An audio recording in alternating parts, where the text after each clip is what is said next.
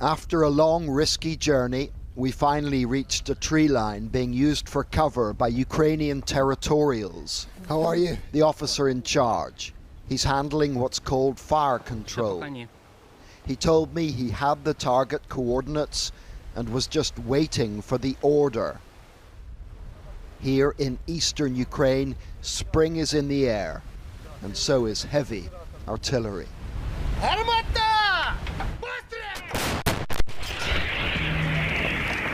They are firing 152mm howitzers.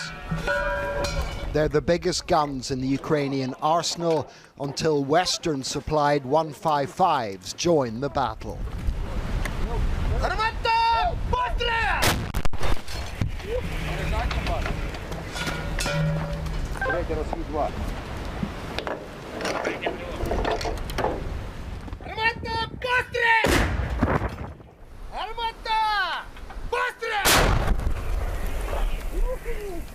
That shell weighs 53 kilos, just shy of 8.5 stone, and this gun can propel it over 10 miles. Incredibly, back at headquarters, they watch live pictures of the target area. A Ukrainian drone supplies real-time images of the shells finding their mark. And if they're slightly off target, the necessary adjustments can be passed on to the gun crews, and instantly.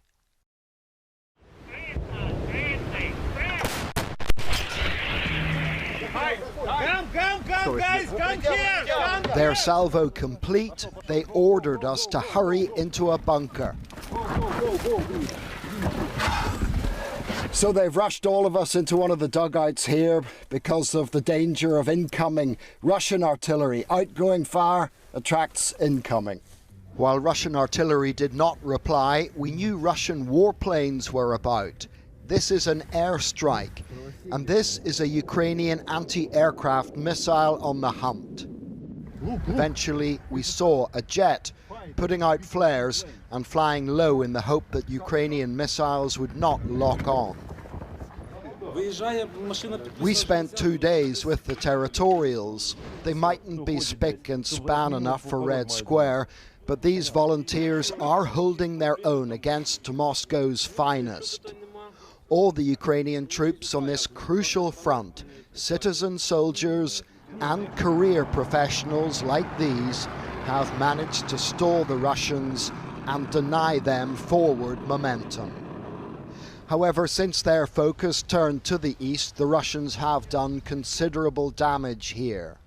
Ironic to think that not long ago the Kremlin thought it could win over the people who call this home. Surely the history books will record this as an absurd war, a Putin ego trip posing as an invasion. Our host throughout was the unit commander nicknamed the Joker. He showed us this crater, the result of an airstrike, and this large Russian missile shot down by the Ukrainians. Everywhere we went with him, his soldiers gave him the warmest of welcomes. Since the war began, he's turned a group of civilians into an effective fighting force. They're already saying he's a legend.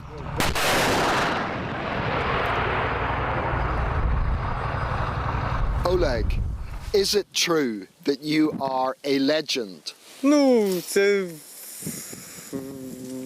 в цілому, можливо, і вигадки, але ці вигадки, підтверджуються дійсно подіями, які відбувалися. Мені приємно було, коли безпосередньо за допомогою цієї машини на протязі одного дня було знищено 3 ворожих танки противника. We're on board a Ukrainian armored personnel carrier. It began the war as a Russian one, but hit a landmine. It's among the ubiquitous fleet of Russian tracked vehicles towed off the battlefield by farmers and repaired by Ukrainian army mechanics. They were taking it to a firing ground to make sure it's ready to resume its war.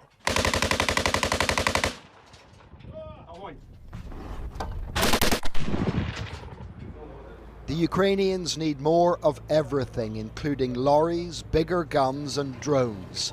In the meantime, they make do and mend in maintenance yards like this.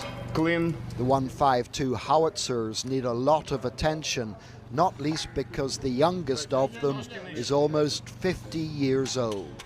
These artillery pieces are Soviet era, and one of the problems the Ukrainians are facing is they're running out of ammunition for them. They've already used up the country's stockpiles. More shells are coming in from other Eastern European nations, but those supplies will run out as well. That's why the Ukrainian army desperately wants Western guns and Western ammo. The maintenance depot is overseen by an officer who, before the war, ran a small business making neck pillows. He says his men are outnumbered and outgunned by an enemy that's making mistakes. Управління, в них поганий зв'язок, в них на рівні тактичному управління між гарматами, в них відкритий зв'язок. Тобто ми їх прослуховуємо. В-третіх, в них дуже часто ведуть бій п'яні люди. П'яні, наркотики, в нас таких людей немає. Це правда. Тобто мотивація в них дуже низька. Butchers, bakers and candlestick makers they may have been, but they're now soldiers with a message for the Russians. This is our land, and we'll die defending it.